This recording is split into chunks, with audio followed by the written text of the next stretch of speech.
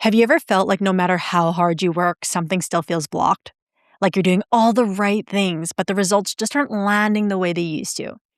If that sounds familiar, you're definitely not alone. And honestly, I've been living through this exact lesson myself lately. Welcome back to the Higher Alignment Podcast. I'm Mintu Lam, executive burnout coach, and I help high performers regulate their nervous system so they can stop living in survival mode and start creating sustainable success.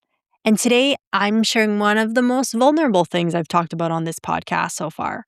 We're diving into inner child healing, parts work, nervous system regulation, and the unexpected lesson my slowest business season in over a decade forced me to learn. Because what if the one thing blocking your next level isn't strategy, discipline, or working harder? Stick around because by the end of this episode, you might start seeing your burnout, business struggles, or even relationship patterns in a completely different way.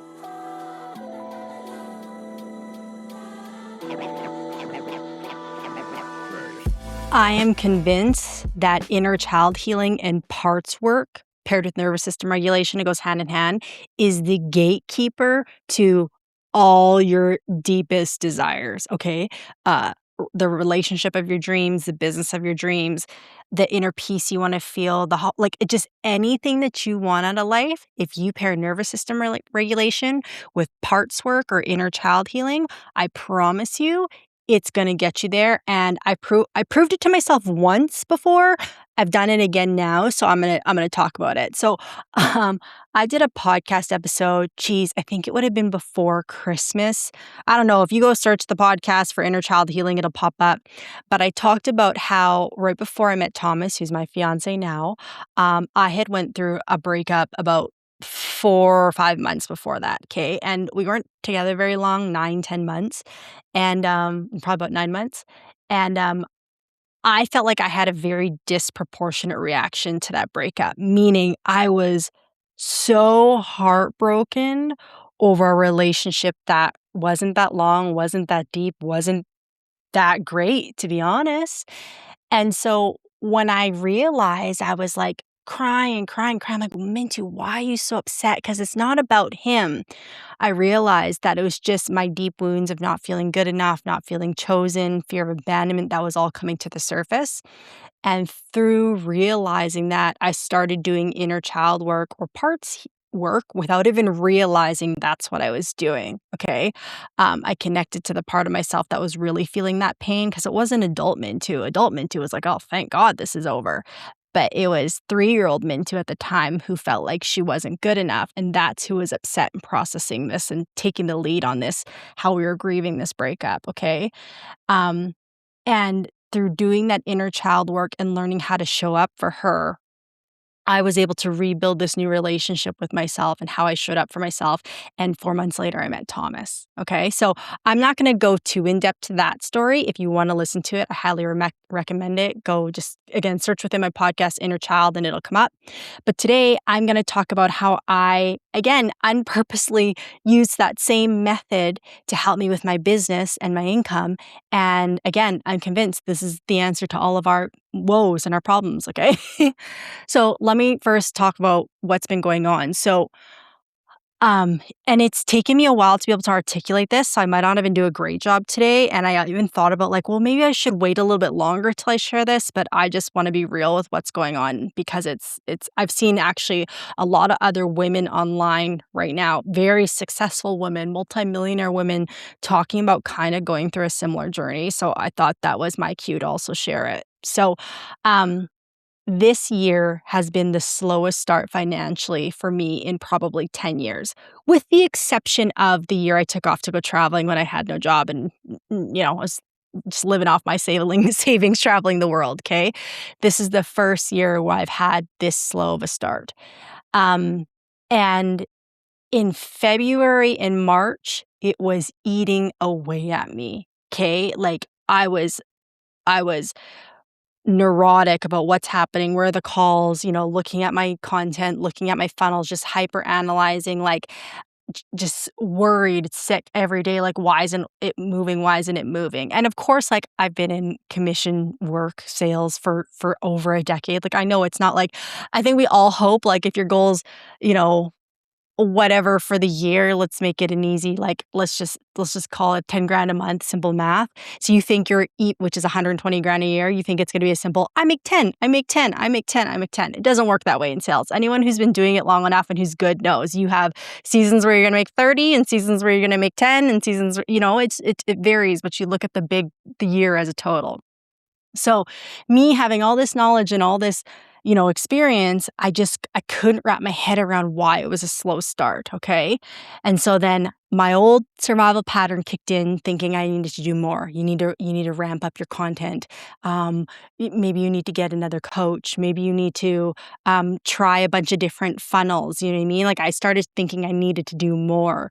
And so I cycled through that for a little bit, and then I realized, okay, yeah, that's the exact opposite of what I truly believe inside and what I teach my clients. But again, that's the old programming that I lived with for decades. I feel like I'm not actually, but I feel like I'm in survival mode, right? My nervous system's getting dysregulated. So then now it kicks into a different mode of thinking. It kicks into thinking that's usually not for our highest good and for our growth. It kicks into thinking that's for survival and just and based in fear and scarcity. So my first default was to do more, do more, do more, do more.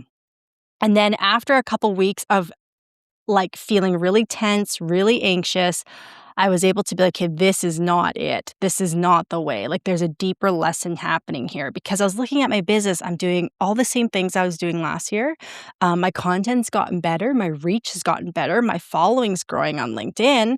Like, there's a lot of things that are correlating to like, I'm better than I was last year. So at the very least, I should be able to produce the same, if not more, right? It's like that's what it's pointing to. Okay. But of course, they say entrepreneurship will develop you just as much as a relationship will. Like, it'll expose all your wounds. And that's essentially what happened the first part of this year. So, it just wasn't making any sense to me. Why is it not working? Why is it not working? And so after going through a couple weeks of forceful old fight or flight Mintu, I was able to regulate and come back into my body.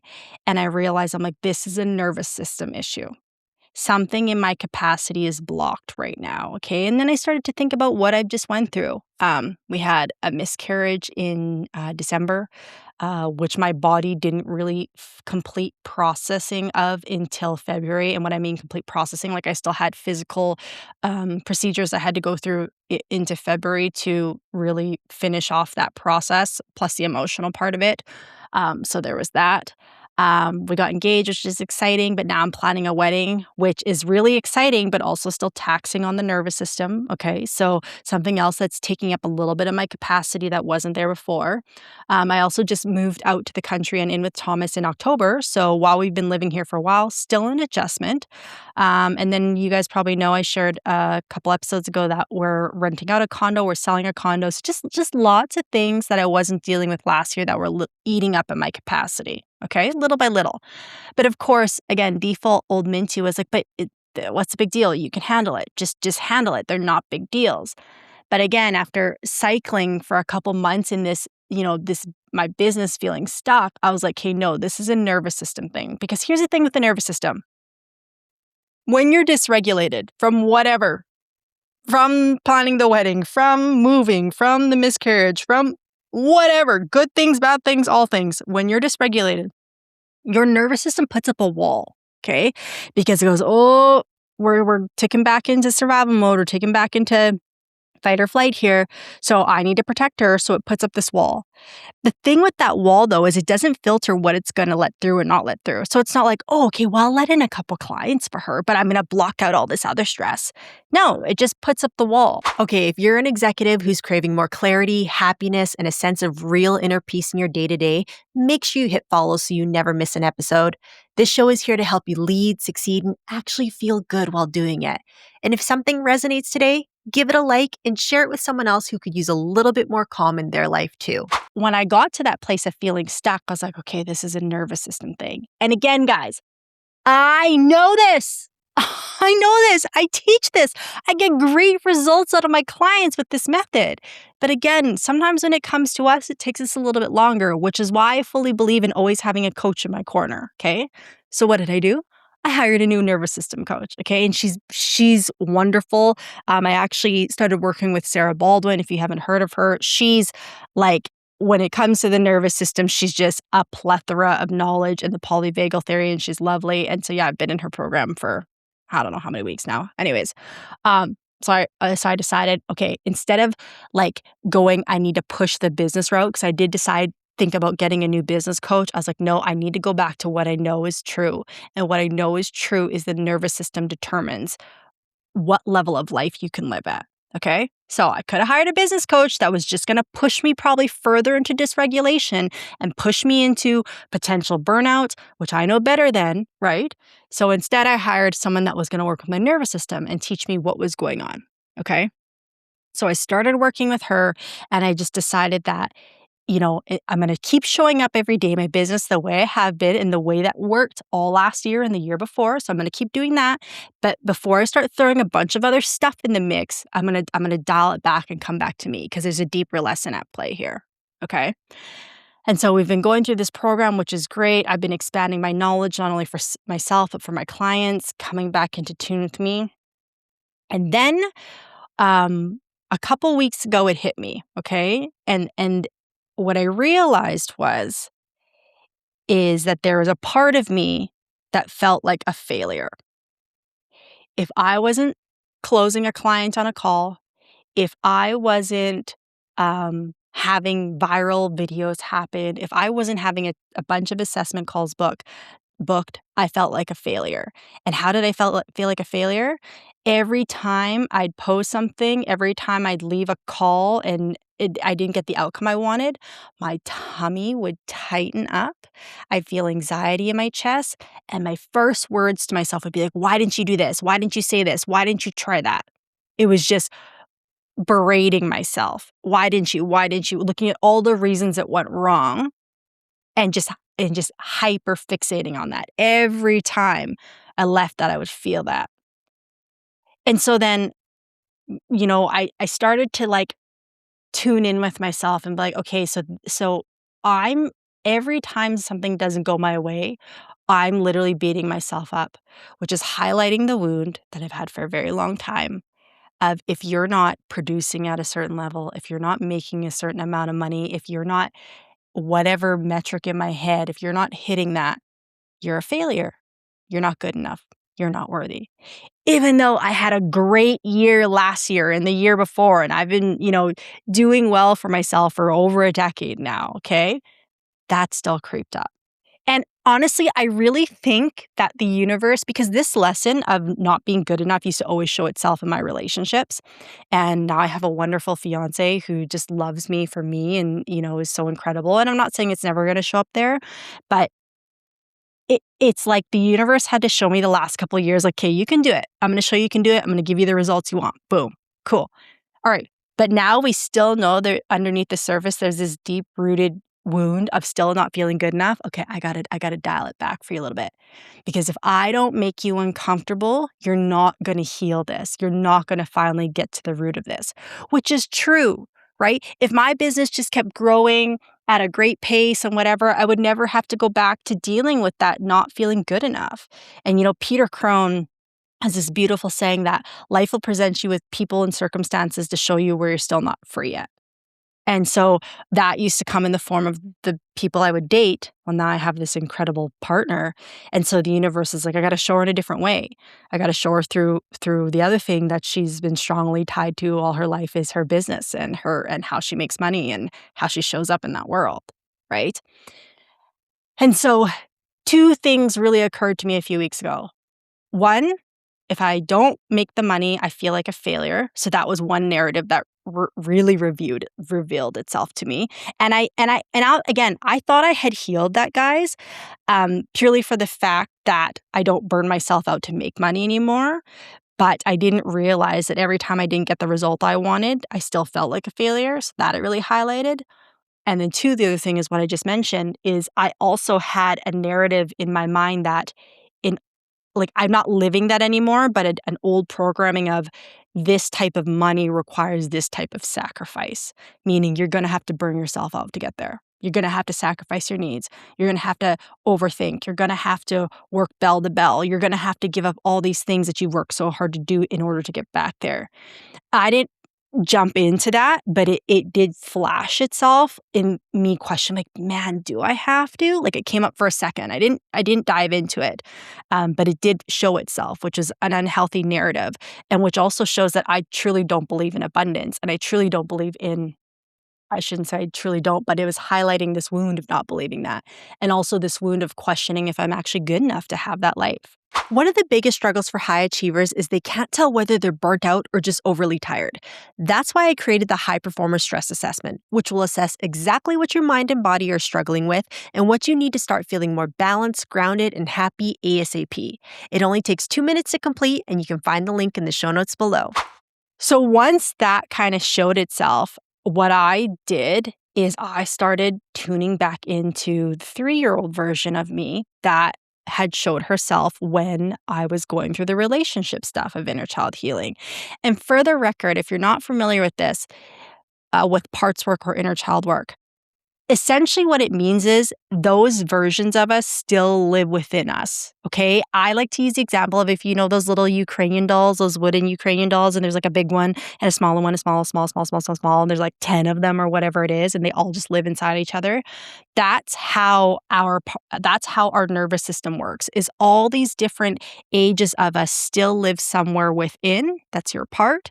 And when we have a reaction towards something that is bigger than the actual circumstance, or when we feel like we're playing small or we're not in control, it's oftentimes not our adult version that's showing up. It's an inner child version, okay? Because how the nervous system works is it works in imprints. So when your nervous system is scanning life all day long, all the things are going through, and it's going through situations, it's going, what's the earliest data I have on this? Okay. So, what came to mind for me was when I started reflecting on, for instance, getting on these assessment calls and someone not signing up. I decided to tune into that and be like, okay, so what's the earliest data I have in my nervous system of feeling this way? And for me, it was being about 13 years old at a dance competition and working my butt off, but never getting to place in with the top girls. Okay, I remember being at a competition in Camrose. We used to compete against. Actually, I never was in any of the categories with them, but there was a Camrose school, and they had these 3 or 4 girls that were very good. They're a few years older than me, so I never competed on their level. But I just always remember feeling like I need to be that good, and I wasn't yet. And so I felt like a failure because of it. And I wouldn't place in certain things because of it. And so when I thought about that same feeling, that's what my nervous system pulled up. It pulled up 12-year-old me, okay? Going, you're not good enough. Like, this is, you know what I mean? And I didn't have anyone necessarily correcting that or reinforcing to me that I was good enough. I'll just be really vulnerable here and share it. Like, my mom, God bless her soul, she loves me so much. But when I used to compete as a kid, and we talked about this later on in life, she never really used to like pump me up. She was always very level-headed. So like, I remember going to things, I'd win and she'd be like, oh, good job. And like, I never felt there was like an over, like, she wasn't super like, yes, you're so good, I'm so excited for you, or good luck. She was very reserved in her responses. And I talked to her about it later in life, and she said the reason she was that way is because she never wanted to get my hopes up and then me be disappointed and she'd feel awful. So her approach was just to be very like level-headed, even keel, not too high, not too low about it. But to me, how I read that as a child was, oh, it's not that important, or it's not a big deal, or you're not good enough, you know? So when I took the time to just tap into what part of me is feeling not good enough when I don't book a client or have a viral post or whatever, it was 12-year-old Mintu. And I have a vision of her. She's got like these kind of rectangle glasses. She just started wearing makeup. She's got her hair in like this curly updo. She's got this red JDI tank top on, and then these like blue plaid pants. Why I ever wore those together? Terrible combination, but I did. Okay, so I can see her. And so now the inner child work and the parts work for me is not what the 3-year-old Mintu that showed herself when I was working through the relationship stuff. It's now 12-year-old Mintu or 13-year-old Mintu, one of the two, that I need to work with. And I need to talk to her and heal her because she's the one that doesn't feel good enough when I don't close, when my business isn't growing, when I'm not getting the outcome I want in business that I am. Okay. So what I started doing was what I did before. Every morning and every night, I would lay down and I would see the two of them visually in front of me, and I would talk to them. And the 3-year-old just kind of came along because she's been on this journey already, but now I'm talking to my 12 or 13-year-old Mintu, and I would just say, I'm so sorry I made you feel that way. I'm so sorry that I questioned you whenever something didn't go our way. I'm so sorry I made you feel like after you showed up for a call, I needed to tell you all the things you did wrong instead of just loving you the way you are. So I started saying to her, I said, whether we sign up another client today or not, I love you. Whether we have a post go viral today or not, or even just do well, I love you. Whether we get a call booked today or not, I love you. And then I started to go deeper. Whether we never make a dollar again in life or not, I still love you.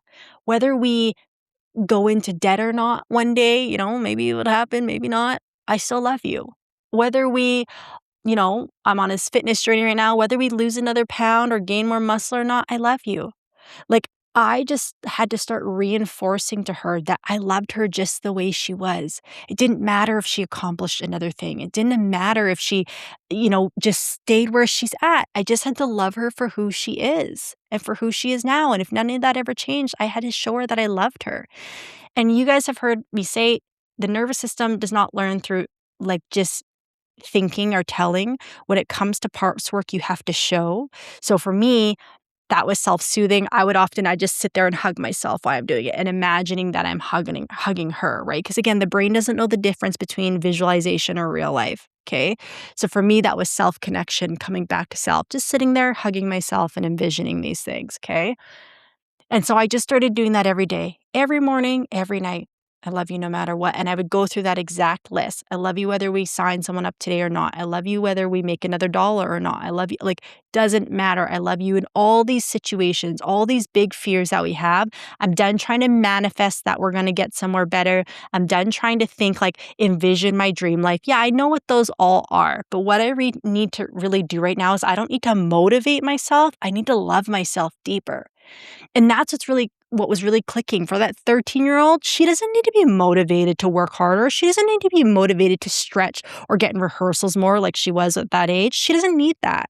She needs to know that no matter what happens, no matter whether she places or not, no matter what she accomplishes, she is loved. Because guess what? I'm still going to show up my business. She's going to still show up for dance. We're going to keep doing the things, but we need to know that we're loved and accepted exactly as we are. If you're a high achiever, you probably feel the exhaustion that comes with always pushing and carrying the load. And here's the honest truth. Burnout doesn't fix itself by working harder or pushing more. You're not meant to just survive your success. You're someone who leads with impact and depth and intention, and you deserve to feel calm and connected while doing it. So imagine showing up present for your work and your personal relationships, feeling calm and grounded instead of constantly stretched. If that's what you want, this is exactly what we do in the Higher Alignment program.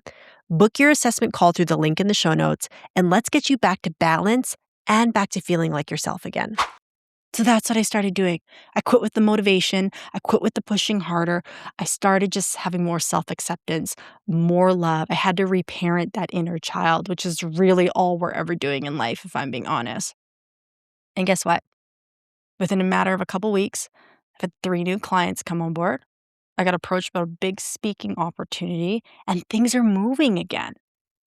And this is within just a matter of a few weeks, this has happened. And this is why I'm telling you guys, inner child work, parts work is where it's at. I'm 2 for 2 now. I've done it twice, implemented it hard twice in my life, really dove into those relationships, and both times came out with better outcomes. And even so, I still keep my inner child in mind all the time. Having that experience with my 3-year-old inner child really helped make this one a little bit easier going into this thing. But when your body starts to feel accepted for who you are and you heal that part, again, that wall that your nervous system put up, it starts to go, oh, we can let that down, right? Because again, if we let that wall down, some good things might come through, some not so good things might come through, but we're going to be okay regardless because we're loved and accepted for who we are. And so guess what? Some not so good things have come through. I got attacked by a dog with my dog on the weekend. That wasn't so great. But also some really great things came through. And and we've had some new clients, we've had some growth. We got things going on for the wedding. Like it's I can handle it. I can handle it as adult Mintu, not young Mintu, not little kid Mintu running the show. I can handle it as an adult. And even another lesson I had the other day was, so even after doing all this work, I had one call last week where the client did end up signing up, but it didn't go exactly as I had planned or had hoped to in the moment, okay? But the outcome ended up being positive. And as soon as I had gotten into my car, I was like, oh, why didn't you say this? Why didn't you do that? Like I just started going harp, harp, harp. And I stopped myself. And I was like, oh my gosh, like look what you're doing. She just showed up. She just helped someone feel seen, helped someone navigate their problems from a place of kindness and joy. Why are you telling her all the things she did wrong instead of acknowledging her and just being proud for the fact that she showed up and then showed up in a way that helped somebody? Like I caught myself mid-moment and then I was like, oh, rewind. I'm sorry. You did a great job. I'm so proud of you. And even if you missed some things, like just the fact that you showed up today with a kind heart, I love you for that. Right? Like if some of this feels hard to make sense to for yourself, I always relate it to a kid. If that was my niece, like what kind of aunt would I be where as soon as she's a competitive swimmer, as soon as she gets out of the lane, I go, why didn't you do this? Why didn't you correct your technique? Why didn't you turn the lane faster? Like all these things instead of just be like, wow, good job. I'm so happy. And then if we want to talk about feedback later, we can, but that's not my initial response to her is to berate her. So if you wouldn't talk to your kid or your niece or your nephew that way, why are you talking to yourself this way? Right? Like I had another meeting with a lady the other day and she's done all the things, the retreats, the meditations, you name it, she's tried it and she's still in this place of like fight or flight. And, she's beyond burnout right now. And I just said it to her straight. I'm like, this isn't about like more hacks and tweaks and even dialing back your work hours. I'm like, this is about how you relate to yourself. We need to rewire that. And when you rewire the relationship you have with yourself, everything changes. Everything. And again, I get this might sound a little crazy and a little woo to some people, but first off, inner child work and parts work is proven in psychology. So if you're not going to believe me, psychologists, therapists have been doing this forever. Well, hopefully they have been because it's a very important tool. But again, it's about healing those parts of you and knowing how to relate to yourself in a different way. Because at the end of the day, it's you against you, right? The universe is abundant. God is abundant. God wants us to win. God wants us to have more and feel more love and be more abundant. But the degree to which we have that is based on our limitations and our limiting beliefs. And when we can break those down and learn to heal those parts of us, that's when the floodgates open. That's when we can welcome in more, right? So I had to show 13-year-old Minsu that 12-year-old Min. I don't know which if she is 12 or 13. I don't know why I keep going back and forth. It's irrelevant, but you guys get it. I had to show her that I love her just the way she is, right? It doesn't matter. It doesn't matter what happens. And again, my nervous system felt that. I healed that. And now it's letting the good stuff back in too. So that's actually probably one of the most vulnerable shares I've had because for me to like say out loud, like, hey, this is the slowest start of my business year in the past 10 years was like a pretty big oof for me. That like I had to go through it to learn this lesson. I wouldn't have been able to learn this if I didn't. I had to get that uncomfortable. And now I see what it was trying to teach me. And now things are rolling again. Right now I can get to the next level because I know that whatever happens, it's not attached to my worth. I'm valuable just that way I am. I'm worthy to have the dreams that I have just the way I am, and I don't have to sacrifice myself or burn out in the process. But I'm the one who has to accept me. I'm the one who has to stand up for me. I'm the one who has to protect me and my boundaries and my inner child. I need to let adult Mintu run the show, not the little ones, right? They just need to be loved. They just need to be protected. And when adult Mintu runs the show, good shit happens.